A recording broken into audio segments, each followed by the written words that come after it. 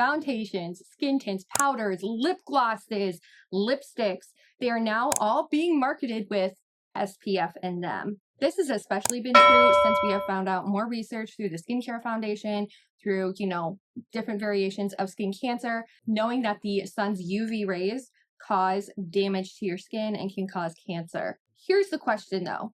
Is adding SPF into these makeup products really helping protect you from the sun? So I did a little deep dive into this entire topic, and we're going to get into that right now. All right, so let's take a look back at SPFs in general and the affiliation with SPF and the affiliation with tan skin versus very pasty pale skin like myself. Once upon a time, there was an influx of SPF that just came around during the summer. I am a 90s child.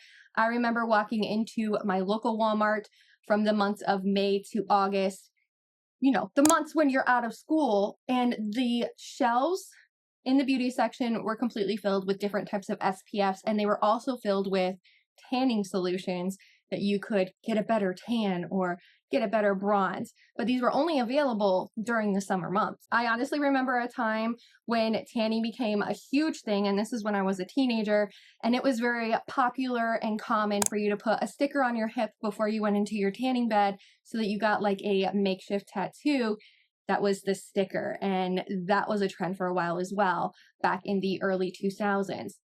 Having a very tan body was the trend back then, but recent research has come to light and it has shown that going to a tanning bed is not beneficial for you at all. It actually does the opposite. It can age you and it hurts your skin and it can cause cancer, and being out in the sun can cause cancer.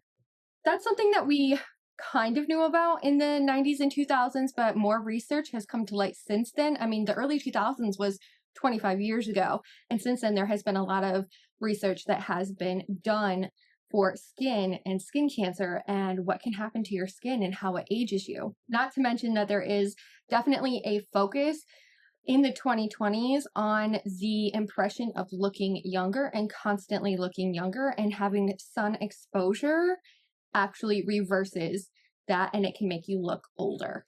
Like in the recent of years, like I want to say from 2020 on, we've seen a lot of brands incorporate SPF into many of their products. We're talking blushes, powders, we're talking lip glosses now that have an SPF built into them. And we're also talking about liquid blushes that have SPFs built into them. And we're seeing an integration of SPF being included in our makeup. So when did this status quo really changed? Vogue Business writes, SPF in recent years has gotten a facelift, no longer sold only in sticky creams or mineral formulas that leave a white cast. SPF now comes in feather-light gels, shimmery oils, fragrance-infused mists, and skincare serum hybrids. The change reflects a fundamental shift in consumer expectations, product design, and development, but regardless of format or packaging, what matters most about SPF is that it works. Just a couple examples of some products that have been released recently, and there's been a lot. There has been quite a bit of product released with SPF included in it. e.l.f. just released their Halo Glow Skin Tint with an SPF of 50. They also have their Whoa Glow Broad Spectrum SPF 30 Sunscreen. And they also include an SPF lip gloss. I can't remember what the SPF is on that. So actress Sofia Vergara, she started her own makeup line and skincare line completely focused on SPF. It is called Toti, and it is a dedicated product line that features sunscreen in every product that she releases. And they all have an SPF of 50. Supergoop's Unseen Sunscreen has seen traction in recent years for its SPF of 30, plus its luminescent properties, which give your skin a non-greasy formula, and it creates the perfect barrier from the sun while also providing a lit from within glow. Bare Minerals offers a mineral powder veil with an SPF of 15 for boosted SPF coverage in your makeup. Milani offers an SPF 30 setting spray for the Make It Last formulation. I actually have one of those Make It Last with the SPF of 30 in it. Naked Sundays released a mineral peptide blush stick with an SPF of 50 in it. Beauty of Fashion writes, sunburn does not immediately cause skin cancer, and because of that, it can be difficult for researchers to evaluate exactly how much sunscreen reduces the risk. But according to the Skin Cancer Foundation, using at least SPF 15 on a regular daily basis reduces the risk of developing skin cancer. Squamous cells sarcoma is 40% and melanoma is 50%. Wearing SPF 30 will protect a person against approximately 97% of UVB rays, the ones that cause sunburns. Keep in mind, this is just straight SPF product that we're talking about, not makeup infused with SPF. Because we are seeing plenty of hybrid products in 2025. We've actually seen, like I said, we've seen such an uptick in hybrid products between makeup and SPF as of late. How much would one really need to apply of that makeup product to get the SPF benefits? And that is the real question. According to Vogue Business, to achieve the full SPF 50 protection from a skin tint, you need to apply 1/4 of a teaspoon or 1.25 milliliters of the product to your face, the same as you would with a traditional sunscreen. So drenching your face in that SPF product that is infused with makeup, you need to do 1/4 of a teaspoon or 1.25 milliliters. That's actually a lot of product, especially considering a lot of these products have been marketed toward lightweight coverage with an SPF. So the same idea applies to lip oils, powders, and blushes, to name a few that are infused with SPF. The amount you actually use is not the amount needed to actually get the SPF benefits, and that is something to keep in mind. As well as the added knowledge that SPF in makeup is not always tested thoroughly as a sunscreen, the New York Times states. So how much sunscreen is really in our product? Also keep in mind that to maintain SPF benefits, you need to reapply the product every 60 to 90 minutes. So when you put on a full face of makeup with SPF, you can't reapply that full face of makeup 60 to 90 minutes later. So how beneficial is it? Not to mention the fact that many skin tints that are infused with SPF, they actually tell you to use it sparingly. So are these makeup products with SPF just a gimmick, or do they actually work? Are they actually beneficial at blocking the sun's UV rays? In short, through my research, the answer is a skewed yes.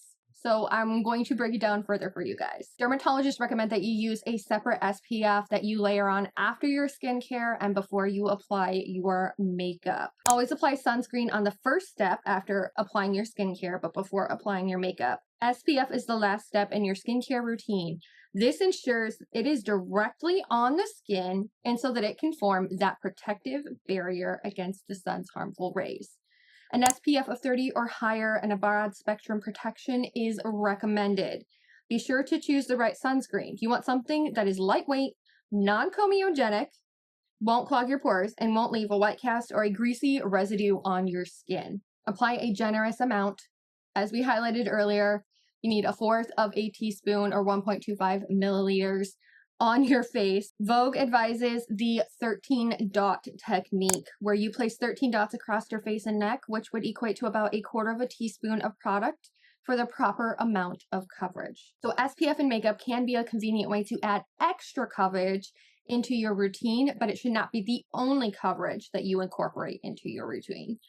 For reapplication of SPF over makeup, consider a mineral powder that has SPF in it or a setting spray that has an SPF in it. And it also says to apply it generously. Again, you want that 1/4 of a teaspoon, that 1/4 of a teaspoon to get that added SPF coverage.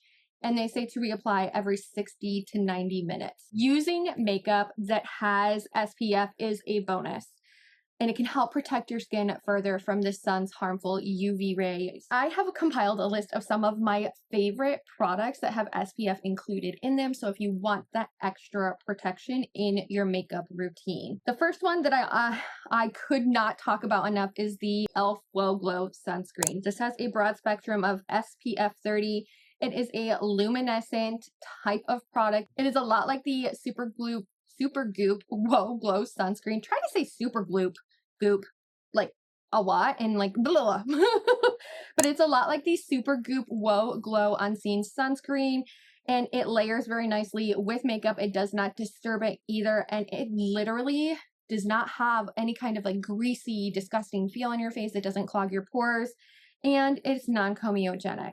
If you're looking for a foundation, I love the L'Oreal Infallible 32-Hour Fresh Wear Foundation. It includes an SPF of 25, and it also has their new vitamin C formula.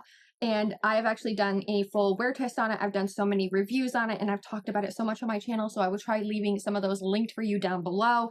This is an absolutely beautiful foundation. It is buildable, it has a lightweight feel, and it feels very serumy on the skin. It also doesn't feel greasy with its added SPF protection in it, and you can't go wrong with the coverage that it provides as well. It's a medium to full coverage. You can sheer it out and just do a couple of dots on your face, but again, if we're wanting that extra SPF coverage, we need to apply the proper amount to get that extra SPF coverage. I couldn't recommend enough to you guys the Toti Solera CC Compact. That is another one of my favorite foundations. It performs like a foundation balm, and it is an SPF of 50.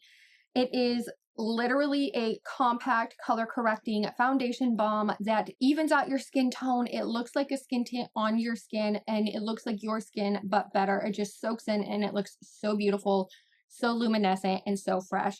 It is made with a mineral SPF, so it doesn't feel greasy on the skin, and it literally feels like a dry down powder finish when you're done with it. We also have the Bare Minerals Mineral Veil. This comes with an SPF of 15, and this is a mineral makeup, so it does really like layer nicely all over everything. It is one of those products that you can use to reapply your SPF throughout the day and maintain the SPF 15 coverage.